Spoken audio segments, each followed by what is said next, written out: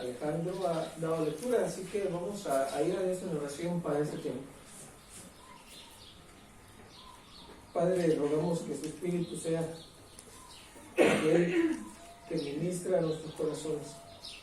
Perdona, Señor, nuestros pecados, como ya lo hemos hecho, como ya hemos confesado, como ya hemos pedido perdón, como ya hemos manifestado durante nuestro culto, Señor, a usted que gozamos de ese perdón.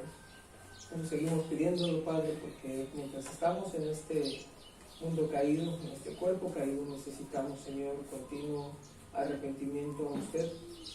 Y también porque en nuestra humanidad, nuestra carne se opone a lo que es del Espíritu, y siempre escuchar sus palabras es difícil a nuestra carne, pero es sencillo al Espíritu, si su Espíritu Santo está en nosotros.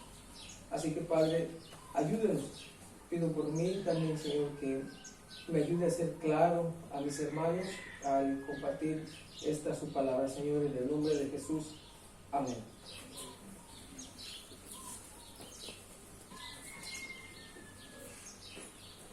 La predicación del día de hoy se titula Pelea la guerra de la fe. Pelea la guerra de la fe. Yo estoy viendo aquí muchos soldados, uno más fuerte que otros, ¿no? Muchos soldados veo aquí del Señor. Pelear la guerra de la fe es un mandato de Dios.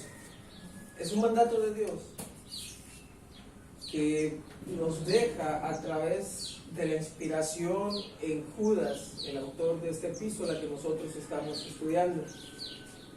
En los versículos 1 y 2, Judas ha dado su descripción y también de las personas a quienes él escribe. Y esto a nosotros nos sirvió para distinguir cómo es un verdadero cristiano.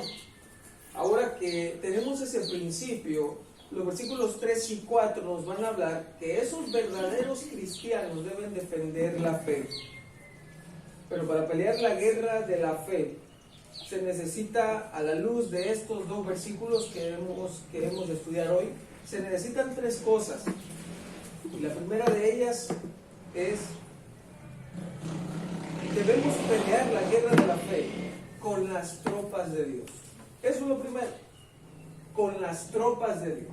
La guerra de la fe se pelea primeramente con las tropas de Dios. Nuestro texto dice: amados, por la gran solicitud que tenía de escribiros acerca de nuestra común salvación. Aquí, hermanos, mientras peleamos con las tropas de Dios, queremos decir que debemos identificarnos como pertenecientes al ejército de Dios. Judas es movido por un corazón pastoral a escribir esta epístola. Por lo tanto, aquí la forma en la que él se dirige hacia sus receptores nos muestra cómo estas tropas se identifican. Primeramente se identifican por el amor por la iglesia. El amor por la iglesia es característico de alguien que pertenece a las tropas de Dios. Ningún ser humano, hermanos, puede tener este interés piadoso en las almas a no ser que Dios lo conceda. Judas se está dirigiendo, amados, en dos sentidos. Primeramente, como mirábamos en el versículo 1, ellos, sus receptores, han sido amados por Dios. Han sido amados por Dios. Y en consecuencia, son amados por Judas. En consecuencia son amados por Judas. Y esto es algo que se repite en Judas 17, en Judas 20. Él siempre dice, ustedes, amados. Judas no tiene reparos en manifestar que él ama a sus hermanos en la fe. Hay quienes pueden leer aquí, contender por la fe, muy bien, hermano, sacan los machetes, ¿no? Y ya está listo para contender. El amor es la clave aquí. El amor es la clave. Primera de Juan 4:21 nos dice: y nosotros tenemos este mandamiento de él: el que ama a Dios, ame también a su hermano. Vean, el amor por la iglesia es característica de las tropas de Dios. Yo no puedo defender la fe si no amo a Dios. Y manifiesto que amo a Dios si amo al hermano. Pero si traigo cristianamente atravesado a aquel hermano, ¿no? Que no lo quiero ver ni en pintura. ¿Cómo manifiesto el amor de Dios en mí? ¿Cómo lo manifiesto? Juan también dice, si dices amar a Dios que no ves, se va a manifestar amando a tu hermano a quien puedes ver. Así que Judas inicia su exhortación diciéndoles lo que ellos son amados. También las tropas de Dios son reconocidas por un compromiso con la iglesia. El compromiso con la iglesia es otro ingrediente, otra característica de las tropas de Dios. Aquí el texto continúa diciendo, toda solicitud teniendo en escribirles, por la gran solicitud que tenía en escribirles, literalmente significaría, podríamos traducirlo, teniendo en mí toda la diligencia de escribir a ustedes. Teniendo en mí toda la diligencia. Este término aquí, por el que se traduce en Reina Valera solicitud, es el mismo usado en 2 Timoteo 2:15, cuando se traduce procura con diligencia. La idea aquí es, usa rapidez sobre ti, muévete, hazlo rápido. No dejamos, como decía Pastor Antonio, ¿no? Cuando hubo esta ocasión y que dijo, no, dame 15 días para orar, ¿no? Y perdió la oportunidad de servir. Nosotros, hermanos, asimismo, debemos hacer las cosas en la urgencia que Dios las demanda de nosotros. Si ves a tu hermano que necesita palabra de Dios, no vas a decir, bueno, pues un día de esto cuando tenga chance, ¿no? Judas miraba este asunto bien urgente. Él quería escribir ya. Él lo quería hacer ya. Entonces, en primer lugar, entendamos esto: la guerra no es dentro de la iglesia, sino contra los enemigos de la cruz de Cristo. Judas ama a su iglesia, a la iglesia de Cristo, no va a contender contra ella. De hecho, él tiene esta preocupación, esta carga hacia la iglesia. También en esta sección que hemos leído, hablando sobre las tropas de Dios, otra característica es el compromiso con la iglesia. Judas dice, amados, por la gran solicitud que tenía de escribirles acerca de nuestra común salvación. Acerca de nuestra común salvación. Esto significa, hermanos, que están compartiendo algo. Se dirige a ellos, a los que ama, porque Dios los ha amado. Lo hace con un compromiso urgente hacia sus hermanos, porque es capaz de reconocerlos como sus hermanos. Él dice, eso que ustedes tienen, yo también lo tengo. Es la salvación en Cristo Jesús. El texto nos habla de esto, algo que tienen en común. Imagínense esto, él quería escribirles, él quería tener comunicación, aunque no estaba presente. Él quería relacionarse con ellos, y aunque estaba muy lejos y no tenía internet ni nada por el estilo, él escribe la carta porque quiere tener una relación con ellos, aunque están distantes. Y a veces pasa esto y decimos, no, es que no hemos hecho el clic, no, aquí está el hermano fulanito, es buen hermano, pero simplemente no hemos hecho el clic, ¿no? Es que no tenemos nada en común, a mí me gusta el blanco, a él le gusta el verde, ¿no? Hermano, tenemos en común la salvación que es en Cristo Jesús. Eso nos da muchas razones de qué hablar. Muchas razones de qué hablar. Pero si entre los hermanos en la fe no podemos hablarnos la palabra de Dios, tenemos un gran problema. Tenemos un gran problema. Judas no les quiere escribir a ellos de lo que está pasando en CNN. ¿Saben lo que es eso? Canaan Network News, ¿no? ¿Sí? No. Él no quería hablar de lo que estaba pasando en el momento. Él no quería hablar sobre, fíjense como que estos romanos van a destruir el templo. No, él quería hablar de la palabra de Dios. Judas sabe lo que los receptores necesitan. Judas sabe lo que la iglesia necesita. Hermanos, necesitamos la palabra de Dios. Judas es consciente de ello, identifica a los hermanos porque sabe, la palabra de Dios es útil para el hombre de Dios. Es decir, para los hombres y las mujeres de Dios. Y si no podemos hablar entre nosotros de la Biblia, tenemos un problema muy serio. Ustedes saben, de la abundancia del corazón habla la boca. Hoy podríamos aplicarlo: de la abundancia del corazón hablan los estados del WhatsApp, de la abundancia del corazón habla tu muro, de la abundancia del corazón. Y si estando en coinonía, en comunión, quizá no bajo el recinto del templo, ¿no? Quizá por allá nos vemos en el trabajo o en algún otro lugar y estamos compartiendo un tiempo y no hablamos de Cristo, quizá no lo tenemos en común. Quizá no lo tenemos en común. ¿De qué creen que hablarían Cristiano Ronaldo y Messi si se encontraran, además de dinero? De fútbol, porque lo tienen en común. ¿De qué puede hablar un cristiano con otro? De la salvación tan preciada de Cristo Jesús que comparte. Entonces, esta guerra, hermanos, se pelea con las tropas de Dios, no contra las tropas de Dios, sino con las tropas de Dios. Y las componen aquellos que han sido amados por Dios, como Judas se refiere a ellos en el versículo 1, aquellos que se aman los unos a los otros, que tienen un compromiso, una solicitud por comunicarse las verdades del Evangelio y que se identifican a sí mismos como hermanos en la fe, que comparten la salvación, la tienen en común. Pero también hay otro instrumento más para pelear la guerra de la fe. Y hemos visto con las tropas de Dios, pero también la guerra de la fe se pelea con las tácticas de Dios. El texto nos dice: amados por la gran solicitud que tenía de escribiros acerca de nuestra común salvación, me ha sido necesario escribiros exhortándoos que contendáis ardientemente por la fe que ha sido una vez dada a los santos. Algunos piensan que aquí hay un cambio de tema. Judas quería escribir acerca de la salvación, pero de repente le fue necesario escribirle otra cosa.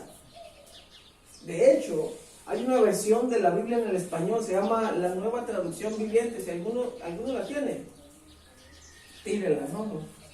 Dice: queridos amigos, ya empezamos mal, ¿sí? Queridos amigos, con gran anhelo tenía pensado escribirles acerca de la salvación que compartimos. Sin embargo, ahora me doy cuenta de que debo escribirles sobre otro tema para animarlos a que defiendan la fe que Dios ha confiado una vez y para siempre a su pueblo santo. ¿Saben? El pergamino no era como: ay, ahorita vengo, voy al changarro al hermano Jaime a comprarme unas hojas, ¿no?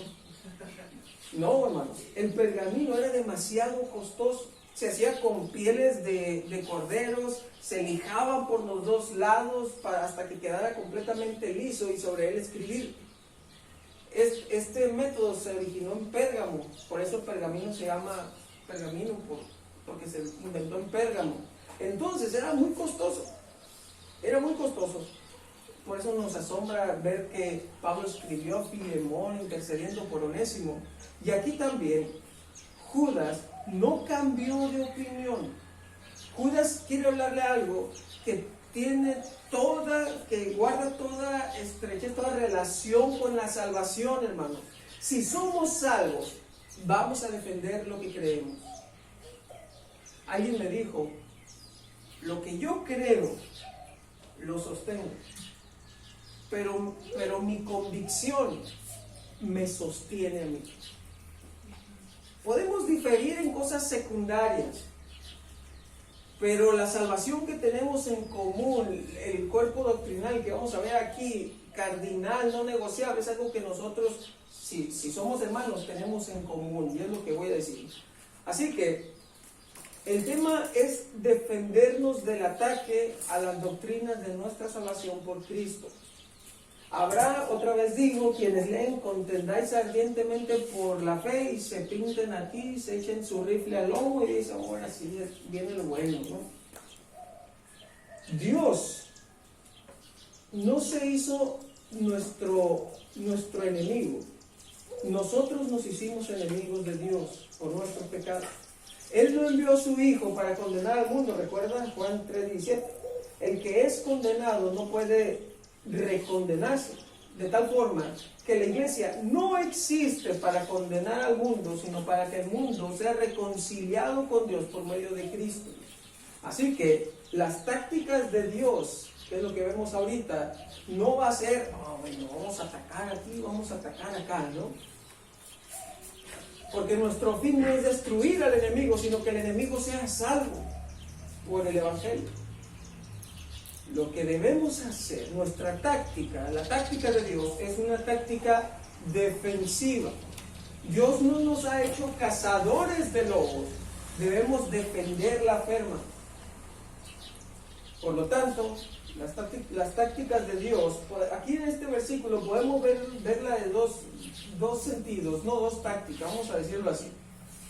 Primero es edificando el fuerte, eso es lo primero. Tuve necesidad de escribirles exhortándolos. Esta necesidad de la que Judas habla es descrita por el diccionario Vine como una que denota, hermanos, una constricción sobre alguien. Es como ejercer presión. Esa necesidad es algo que nos obligan a hacer. Por ejemplo, cuando Saulo está relatando su conversión en Pablo, en Hechos 26:11, dice: y muchas veces, castigando a los cristianos en todas las sinagogas, los forcé a blasfemar. Ahí la palabra es por la que se traduce la necesidad de jurar, los forcé.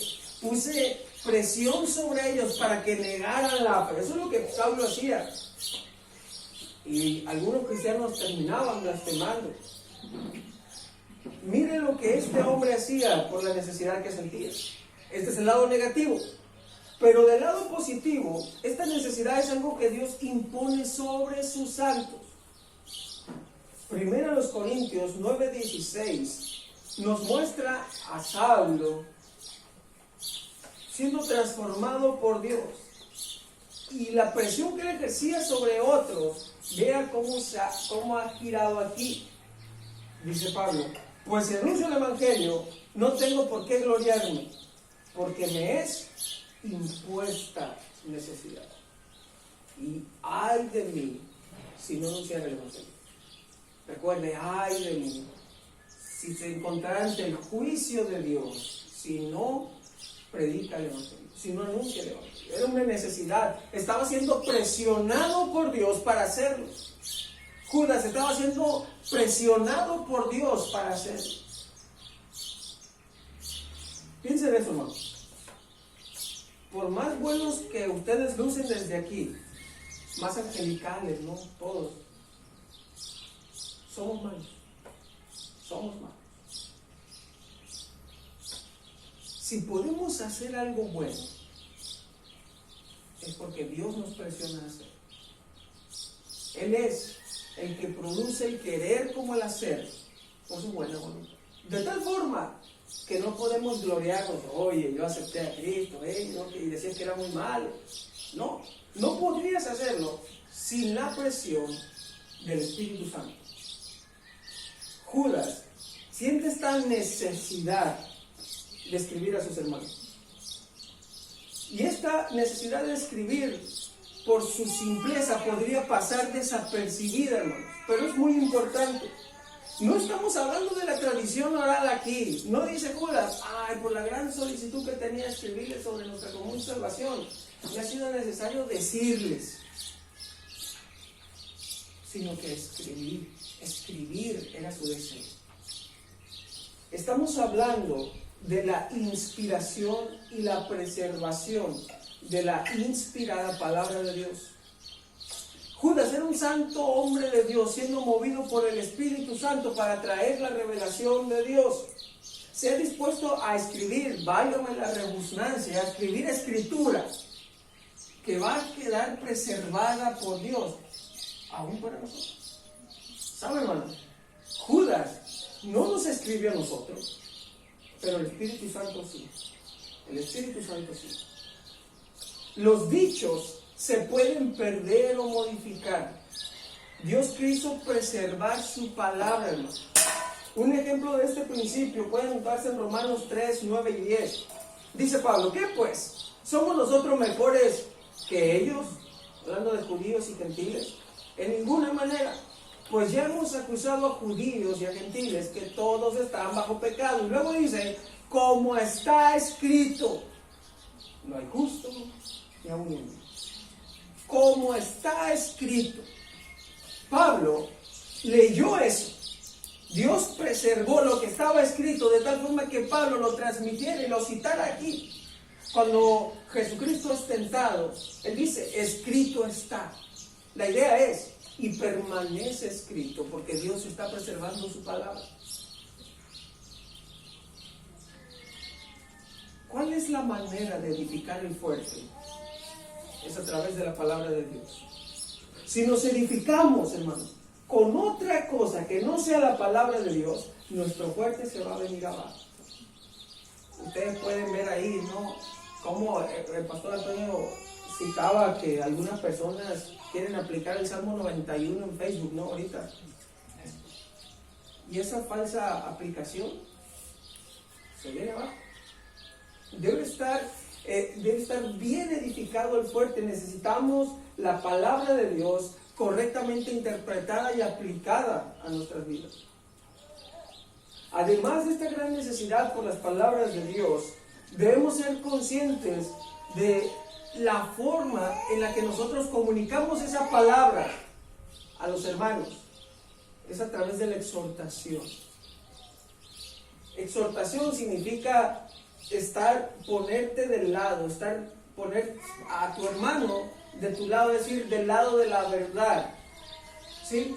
La idea es, comunicamos las palabras de Dios, llamando a los hermanos al arrepentimiento y a la fe en Cristo Jesús. No podemos, incluso sonaría raro decir, ay, voy a exhortar a los hermanos a que no vayan al templo. Eso sonaría raro. Voy a exhortar a los hermanos a que no lean. No, la exhortación en el lenguaje bíblico tiene que ver, hermanos, con movernos a buscar la voluntad de Dios. Y el único lugar donde podemos encontrarla es en las palabras escritas por los santos hombres de Dios. Posiblemente aquí muchos escriben bonito y en cierto sentido escriben inspirados, pero no inspirados por el Espíritu Santo. Tenemos hombres sabios aquí y mujeres sabias aquí, pero ellos en últimas son sabios y sabias porque tienen su consejo. Entonces, debemos primero edificar ese fuerte. Dentro de la familia de la fe, nosotros debemos exhortarnos unos a otros usando la palabra de Dios. Además de edificar el fuerte, otra táctica de Dios es defender el fuerte. Ojo aquí, defender el fuerte. Y la idea en el griego aquí, por el que se traduce que contendáis ardientemente por la fe, tiene totalmente este sentido. No somos cazadores de lobos. Dios no nos ha llamado a demostrar nuestra fe en el internet. ¿Cómo debemos defender? Contender ardientemente por la fe tiene la idea, hermanos, de agonizar. Agonizar. Imagínense, usted es un boxeador y está en el 11º round. ¿Cómo se sentiría? Usted es un corredor y quiere aventarse en un triatlón y necesita llegar a los 10 kilómetros.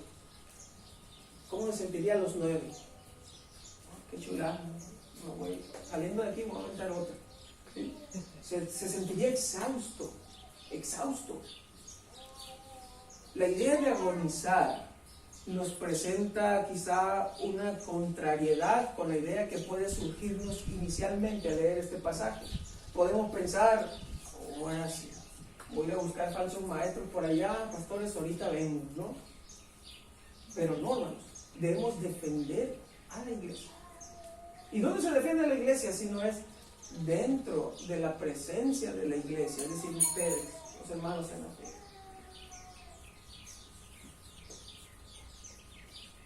La fe debe ser defendida. Esta fe es descrita por Judas como la fe que ha sido una vez dada a los santos, dada una vez a los santos. La idea aquí es dada de una vez por todas.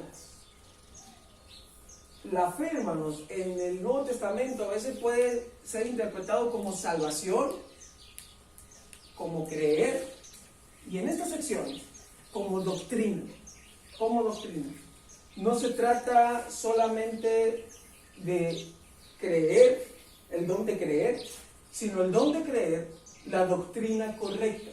Eso es lo que nos está diciendo aquí. El Diccionario Teológico del Nuevo Testamento dice de esto: se refiere a la naturaleza definitiva de la enseñanza cristiana, en virtud de la cual conocemos todo lo que se necesita para la salvación y que por lo tanto debemos mantener bienaventuradamente. Piensa en esto. Trate de recordar cuando usted fue salvo, cuando fue un recién nacido espiritualmente. ¿Ya está ahí? Sí. ¿Podría haber explicado y defendido la doctrina de la Trinidad en sus primeros 5 minutos de convertido? ¿O nunca se lo había preguntado? Me veo con cara como, caray, no. Lo sorprendente es que aún así creía en la Trinidad. No conocía el título, mucho menos cómo defenderlo, pero la creía. Caray, hermano, ¿cómo está eso que yo la creía si ni siquiera supe hasta la tercera clase del discipulado? Usted fue consciente que el Espíritu Santo lo convenció de pecado. Algo que es impersonal no puede convencer. Este pilar no me convence de nada, porque no puede dirigirse a mí. Por cierto, hay que moverse a aquel, ¿no? Una persona puede convencer, y el Espíritu Santo es una persona. Que Dios Padre envió a su Hijo nos daba a entender que si era hijo de un Padre divino, por lo tanto este era divino. Yo soy humano y mi hijo es humano, pero el primero en ser llamado de una forma especial como hijo de Dios nos daba a entender que era de su propia naturaleza, de la naturaleza de Dios. Curioso, ¿no? Sabíamos la Trinidad, pero no sabíamos que la sabíamos, ¿sí me entienden? Por ejemplo, entonces, si algún hermano viniera enseñando que realmente no existe un Dios en 3 personas, que diga, por ejemplo, han leído Colosenses, y vayamos ahí, vamos a picarle la cresta, hermano. Colosenses, capítulo 1,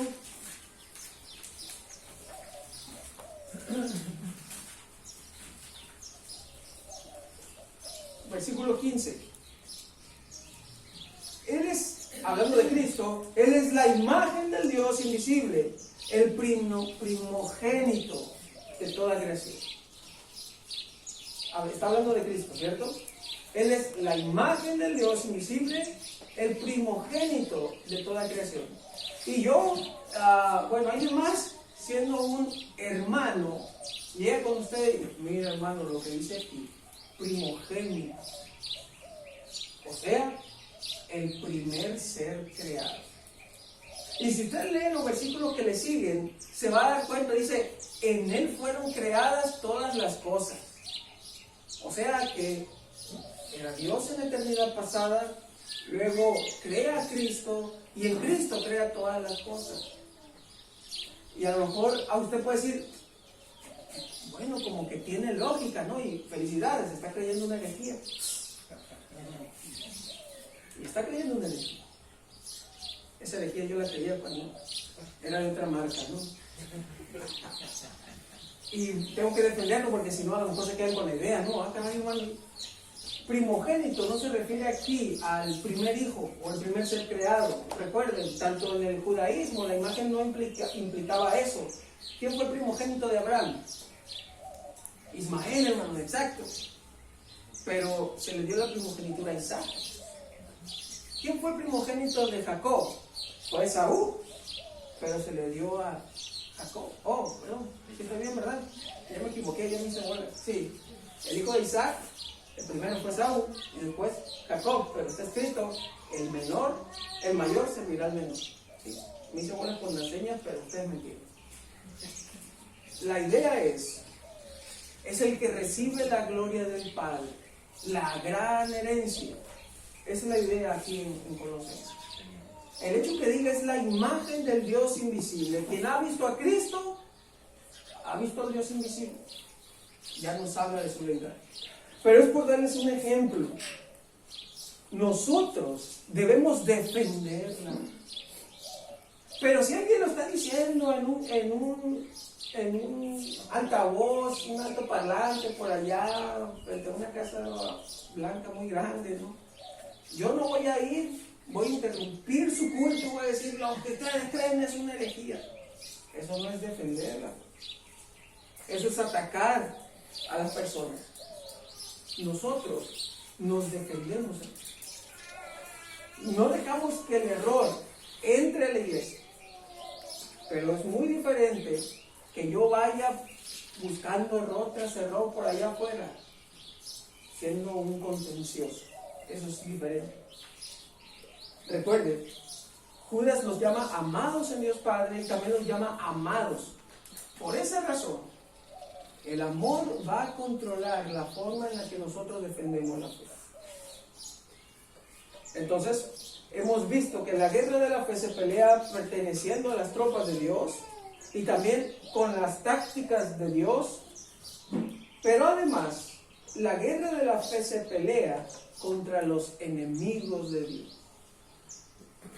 Estos enemigos son descritos en el versículo 4.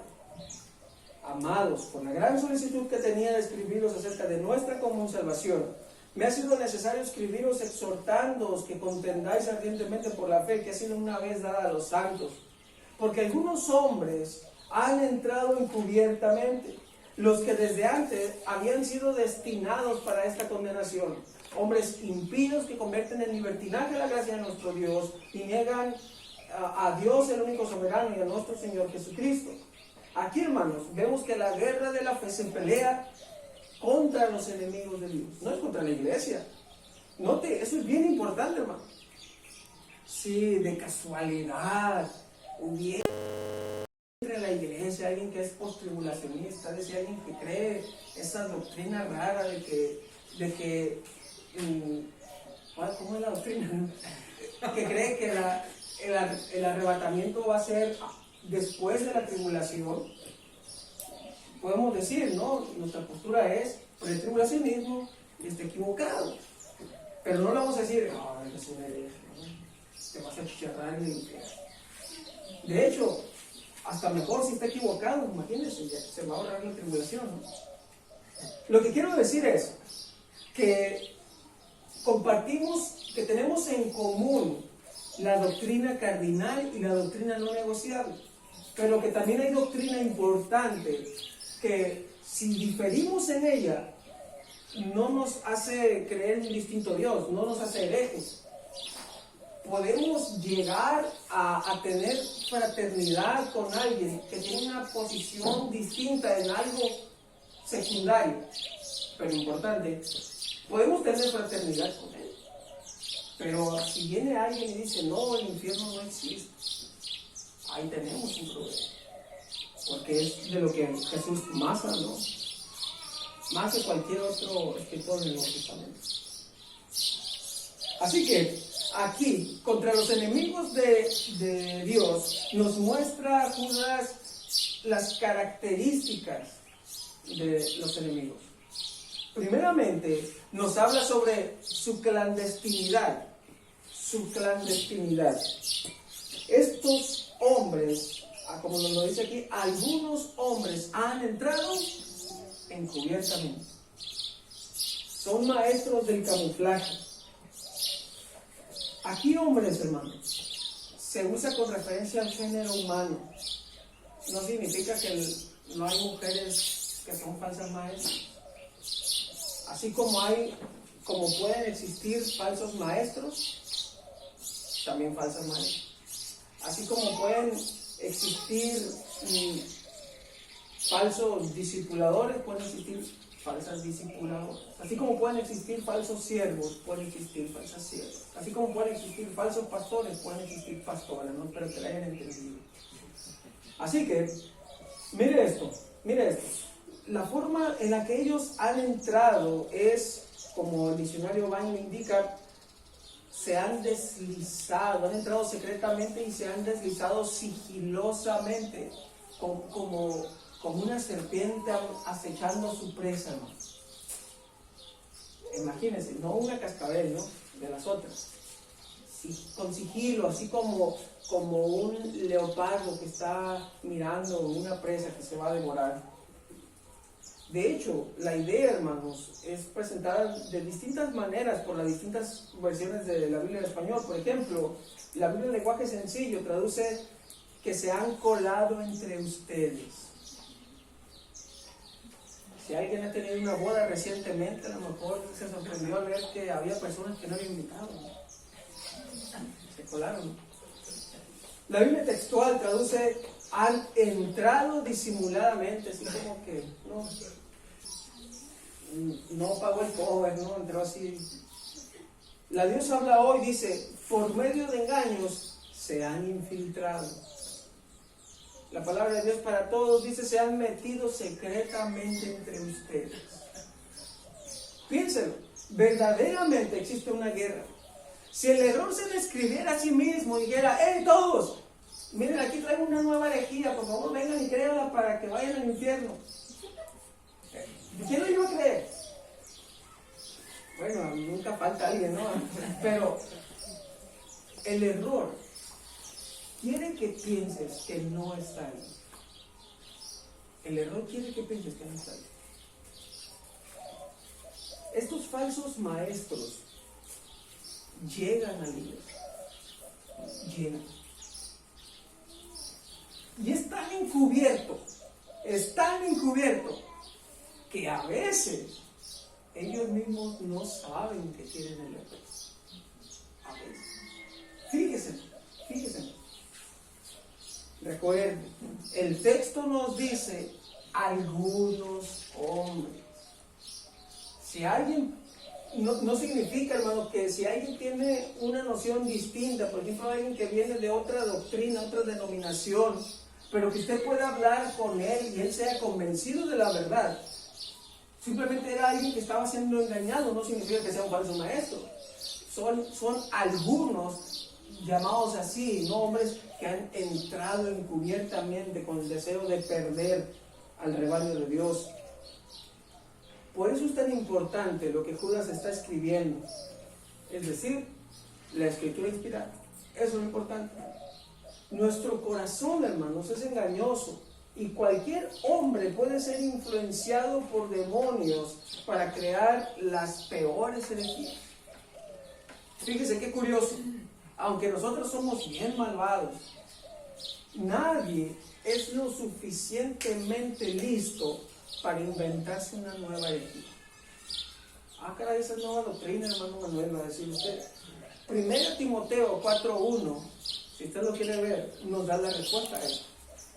Dice que estas doctrinas son pronunciadas por agentes humanos, pero que tienen su fuente en algo más.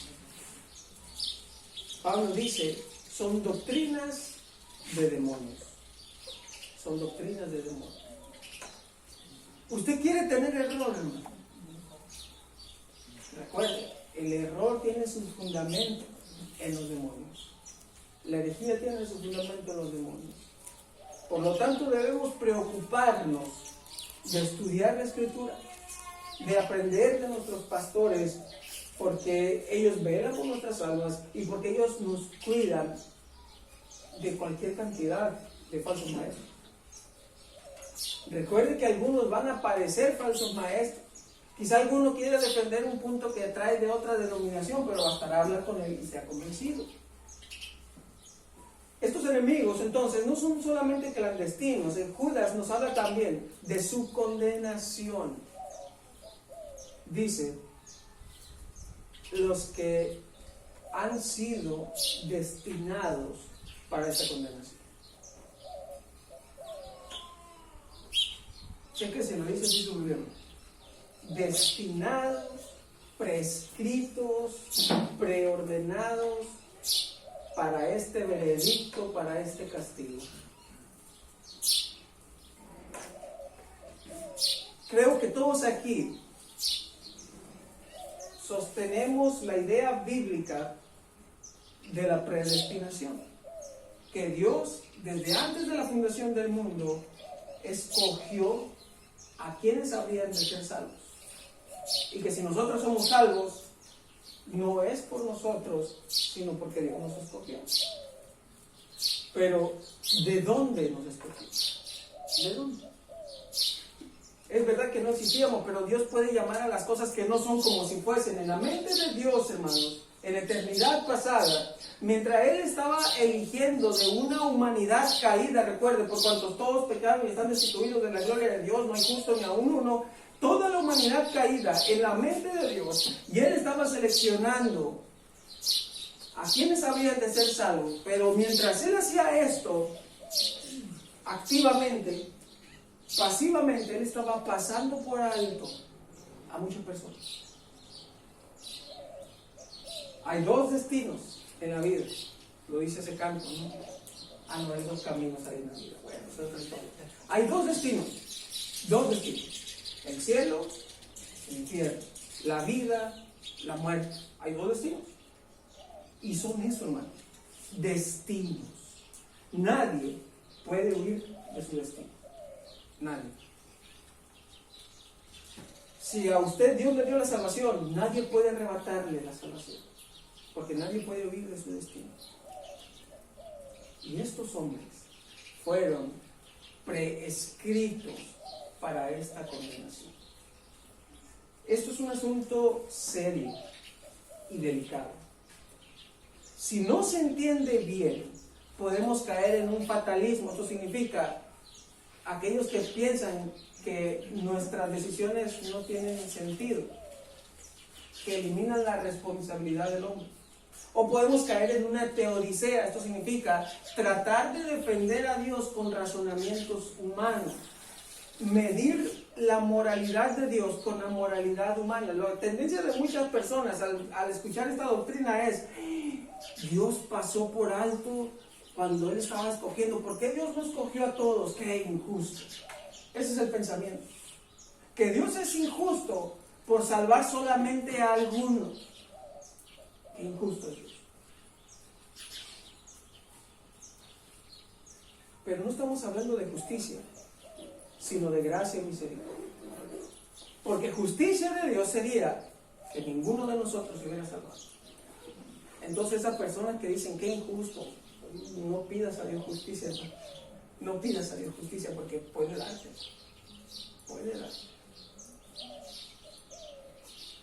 Es por su misericordia, por su gracia, que Él escogió para la salvación. Él predestinó, y esto lo sabemos por el largo lenguaje en toda la Biblia, ¿no? Se habla acerca de su iglesia como los llamados, predestinados, elegidos, escogidos. Eso se menciona muchísimo tanto en el Antiguo como en el Nuevo Testamento.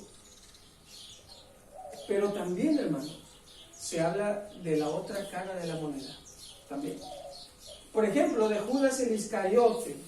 Juan capítulo 6, versículos 70 y 71, dice: Jesús le respondió a sus discípulos: ¿no los he escogido yo a ustedes los 12? Y uno de ustedes es el diablo. Hablaba, fíjese bien, por si no quedaba claro, de Judas Iscariote, hijo de Simón, porque este era el que le iba a entregar y era uno de los 12.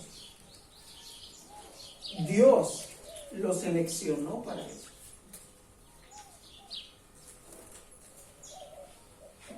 si no ha leído el Evangelio de Judas el Iscariote, no se lo recomiendo. Es apócrifo. Pero ahí se plantea a Judas Iscariote como aquel que se sacrificó. A mí me tocó hacer la tarea más dura de todos los discípulos. Nadie más iba a tener el coraje para hacer esto que yo hice, pero yo lo hice para, a final de cuentas, salvar la humanidad, los escogidos. ¿Sí entiendes eso? Yo pensé que ahorita los ojos cuadrados, pero eran los lentes, ¿no? No hay nada que se le escape de las manos a Dios. Nada. ¿O acaso podemos decir que Dios se sorprende? No se sorprende. Podemos decir que Dios es un Dios de plan B. Híjole, pecó Adán y Eva. A ver, un plan B. Eso yo ni siempre debo pensar. No. Dios determinó todas las cosas para que ocurrieran en la forma exacta en la que ocurren. Así es nuestro Dios. Cuando pasé por esta etapa de creer en esto de la predestinación, fue duro para mí, para mi raciocinio, para yo, para humillarme a mí mismo. Una vez pasado, miré la oportunidad porque mi buen amigo de seminario estaba pasando por esta etapa ahí, y dije, bueno, la venganza a veces es dulce. Y él decía, no puedo creer yo como un Dios escoge para la salvación y nuestra responsabilidad y nuestra decisión. Y le decía, ¿qué se siente tener un Dios más grande de lo que quiere? Nuestro Dios, hermano, no puede ser encasillado bajo nuestras normas morales. No podemos agarrar el metro del hombre para medir a Dios. No podemos hacer eso. Sigue diciendo sobre las personas que enfrentan la condenación. Por ejemplo, en Proverbios 16:4, la Biblia de las Américas dice: todas las cosas hechas por el Señor tienen su propio fin, aún el impío para el día del mal. Otra versión dice: todo lo que Dios hace tiene un propósito, hasta creó al malvado para el día del castigo. Otra versión: todas las cosas las hizo Yahweh para sí mismo, aún al impío para el día malo. Otra versión a usted que le gusta mucho: toda obra del Señor tiene un propósito, hasta el malvado fue hecho para el día del desastre. De manera, hermanos, que podemos tomar el testimonio bíblico para analizar esta condenación. Pero debo dejar algo muy en claro aquí. Como nos estamos aventurando en terreno inhóspito, no podemos hacer otra cosa más que inferir lo que la Escritura nos dice. Primero, la Biblia nos dice que todos nosotros somos pecadores. Y todos nosotros, siendo pecadores, estábamos en la mente de Dios antes de crear todas las cosas. ¿Sí? Dios sabía que íbamos a pecar. Dios sabía que Adán iba a pecar, porque Adán no es Dios. Sabía que íbamos a pecar. Dentro de una humanidad caída, aunque todavía no existíamos ni habíamos caído, como Romanos 9 nos dice, no habían aún nacido, no habían hecho aún ni bien ni mal, ¿recuerda? Dios estaba escogiendo para salvación y pasando por alto dentro de una humanidad caída. Pasar por alto, hermanos, no es injusticia. Más bien, elegir es gracia. Es gracia. Hay quienes piensan, no, pero ¿por qué Dios no lo eligió a él? No, la pregunta es, Dios, ¿por qué te eligió a ti? Esa es la pregunta. Dios, repito, no envió a su Hijo para condenar al mundo, sino para que sea salvo. ¿Por qué Dios no envió a su Hijo para condenar al mundo? Porque el mundo ya estaba condenado, hermano. ¿Quién condenó al mundo? Dios. Nuestros pecados nos condenaron. Nuestros pecados. Esta doctrina es bíblica. Hay quienes quieren referirse a ella como doble predestinación, pero sugiero no usar el término porque cuando se habla en el lenguaje bíblico de predestinación solamente se usa para referirse a los salvos, solamente ellos. Sin embargo, al mismo tiempo, al Dios escoger a algunos para salvación, tendrán un destino, y hay quienes fueron pasados por alto que también tienen otro destino. Y como no podré estar el miércoles, quisiera aplicar esto también a nuestras vidas. Debemos tener terror si no evidenciamos nuestra salvación. Cuando a mí me tocaba pasar por momentos en los que Dios, usted sabe, sentía que Dios alejaba de mí su Santo Espíritu, como lo expresa el salmista, es decir, que yo había llegado a caer en una indiferencia, en una frialdad espiritual, que no estuve manteniendo mis hábitos de disciplina espiritual, no oraba, no leía, era muy intermitente el reunirme con los hermanos, caí en un enfriamiento espiritual. Antes de entrar al seminario, no vayan a pensar mal de mí, pero no dudo que en los seminarios también exista, pero eso es otra historia. Entonces, ¿y si no soy elegido? ¿Y si estoy siendo víctima del engaño de mi propio corazón? ¿Y si soy un condenado? Porque merezco ser condenado. Lo merezco. Pablo decía que Jesús vino a salvar a todos los pecadores, de los cuales yo soy el primero. Hermanos, todos somos pecadores. Por eso, la Escritura nos dice que la forma de ocuparnos de nuestra salvación es con temor y con temblor, porque aunque estamos seguros en Dios, hermanos, el hecho de saber que no la merecemos, el hecho de saber que nosotros deberíamos enfrentar la condenación como estos hombres de los que Judas habla, debe hacernos andar con cuidado. Debe hacernos sentir el temor de Dios, hermanos. Hay quienes quieren usar esto y decir, no es un terror a Dios. Pero muchas veces he tenido terror de Dios. Muchas veces he sentido terror de Dios. Y hacemos mal si estamos temiéndole a otras cosas y no a Dios. Hacemos mal.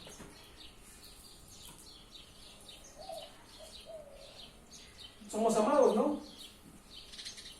¿Por qué vivir como enemigos? ¿Por qué vivir como enemigos? Otra característica más sobre estos enemigos de Dios es la depravación, su depravación. Dice el texto, hombres impíos que convierten en libertinaje la gracia de nuestro Dios. Bueno, me emocioné hasta ahí. Convierten en libertinaje la gracia de nuestro Dios.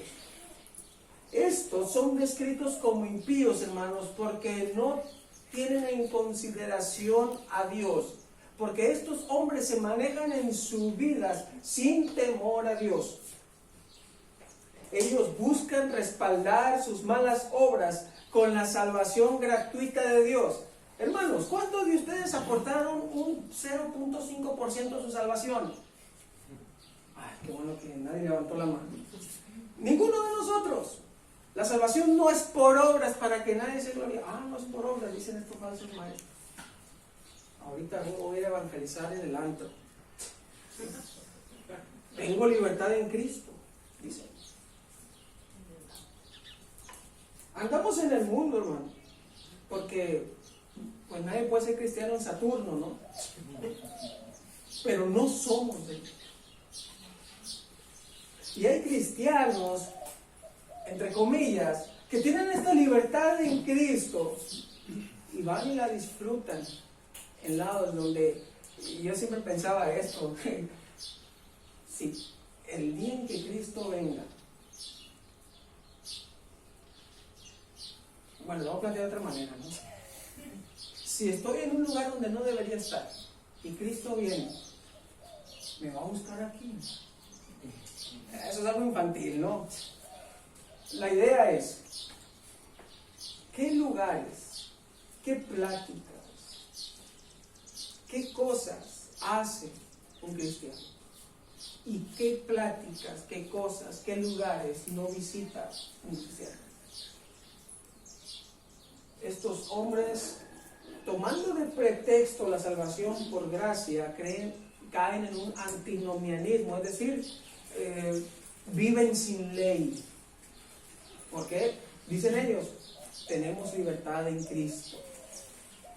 Hay otros que todavía salen peores, muy bíblicos. Ellos dicen que, como Pablo decía a los judíos, me hice como judío, ¿no? Y ellos dicen, ahí está, pues yo para hablarle a los cholos me hago como cholo, ¿no? Si yo sé que él está tomando, pues voy a acercar, le voy a pedir unas cuantas y voy a platicar con él. Cuando Pablo de hecho está diciendo todo lo contrario. Pablo estaba diciendo que teniendo libertad en Cristo, él iba a reducir esa libertad para acercarse y no ser de mal testimonio a un judío. Pablo estaba diciendo lo contrario. En lugar de aprovecharse de la libertad en Cristo, lo contrario es: voy a reducir mi libertad por amor al hermano. Entonces estos hombres no hacen eso. Estos hombres viven sin ley. Ellos dicen, al cuerpo lo que pide y el alma al fin y al cabo se irá al Señor. La salvación es segura y aquí se acabó, colorín colorado. Todavía no surgían, pero había todavía este pensamiento que comenzaba a surgir, que daría vida a los gnósticos, que decían, el espíritu vuelve a Dios y al cuerpo, la materia es mala por sí misma y por lo tanto no podemos sujetarla a Dios. De tal forma que dale al cuerpo lo que el cuerpo pide y dale al alma lo que el alma pide. Es decir, en la iglesia eres el santo y en el resto de los lugares eres el Blue Demon, ¿no? Para que me entiendan con la lucha mexicana. Así que no podemos tomar la gracia de Dios y transformarla en una licencia para pecar. No podemos hacer eso. ¿Quién de aquí es tan poderoso que puede cambiar algo que Dios ha hecho? Ninguno de nosotros. Estos hombres se engañan pensando que así es. ¿Han escuchado esa frase? Errar es humano. Errar es humano. Perdonar es divino. Lo más natural para el hombre va a ser pecar. Lo más natural para el hombre va a ser errar al blanco, al estándar de justicia de Dios. Eso va a ser lo más natural para nosotros. Y Dios está obligado a perdonar. Imagínense nada más. Lo malo es cuando eso quiere meterse en la iglesia. Y ya no vivimos una vida en sujeción a Dios, en agradecimiento a todo lo que Él ya ha hecho por nosotros. Y por último, hermanos, otra característica de los enemigos de Dios es su herejía. Nuestro texto termina: y al único soberano y Señor nuestro, Jesucristo, niegan. Y niegan a nuestro único soberano y Señor Jesucristo. Esa es la mejor traducción y es la que se usa en la Nueva Biblia Latinoamericana de hoy. Y niegan a nuestro único soberano y Señor Jesucristo. La descripción de estos hombres perversos no solamente nos muestra su clandestinidad, su condenación y su depravación, también nos muestra su doctrina. ¿Sabe, hermano? Todo lo que nosotros hacemos manifiesta lo que nosotros creemos. Al final de cuentas todo se reduce a eso. Lo que yo creo de Dios se manifestará en todo lo que yo hago. Como Pablo se lo describe a Tito acerca de este tipo de hombres, en Tito 1:16 dice: profesan conocer a Dios, porque recuerden, se han metido encubiertamente en la iglesia, pero con los hechos lo niegan, siendo abominables y rebeldes, reprobados en cuanto a toda buena obra. Negar a Dios, hermanos, es un asunto muy serio. Dice el necio en su corazón: no hay Dios. Negar la soberanía de Dios. La soberanía me refiero aquí a rendirnos en sujeción a su voluntad. No me refiero necesariamente a su providencia, cómo Él está en control de todas las cosas, sino al hecho de que porque Él es Señor, yo debo hacer lo que el Señor me dice. Ellos niegan que Jesucristo es el Señor. Ellos niegan que Jesucristo es Dios. Y por lo tanto, en consecuencia, viven como si ellos fueran los dueños de su propia vida. William MacDonald comenta: profesan conocer a Dios, en su doctrina niegan a nuestro único soberano y Señor Jesucristo. Con ello niegan su absoluto derecho a gobernar, niegan su deidad, su muerte vicaria y su resurrección, y de hecho niegan todas las cosas esenciales de su persona y obra. Aunque profesan un gran liberalismo en el ámbito espiritual, se oponen de una manera dogmática y virulenta al Evangelio, al valor de la preciosa sangre de Cristo y a que Él sea el único camino de la salvación. Eso es necedad, ¿cierto? ¿Sabe que nosotros llegamos a negar a Dios cada vez que pecamos? Que cuando el Salmo nos dice el necio en su corazón no hay Dios, no habla de un ateo, sino de alguien que es tan tonto que piensa que Dios no lo está viendo. De eso está hablando. Y nosotros, hermanos, cuando pecamos somos tan tontos que pensamos que Dios no nos está viendo, que pensamos que nos salimos con la nuestra cuando no es así. Negar el señorío de Cristo no solamente significa, estamos negando que Él es Dios, ¿no? Sino también que debemos regir nuestras vidas por todo lo que Él dice. No debemos caer, hermanos, en ese error. Entonces, la guerra de la fe se pelea con las tropas de Dios, con la comunión de los santos, con las tácticas de Dios, defendiendo la iglesia, no cazando lobos por internet. Y esta guerra se pelea contra los enemigos de Dios, engañadores reservados para la condenación, que niegan a Dios con su doctrina y con sus obras. La exhortación entonces, hermano, el mandato aquí ha sido: pelea la guerra de la fe. No solamente es un mandato para pastores. Judas está escribiendo a la iglesia. Usted, hermano, tiene que pelear por la fe. Tiene que hacerlo. Vamos a orar.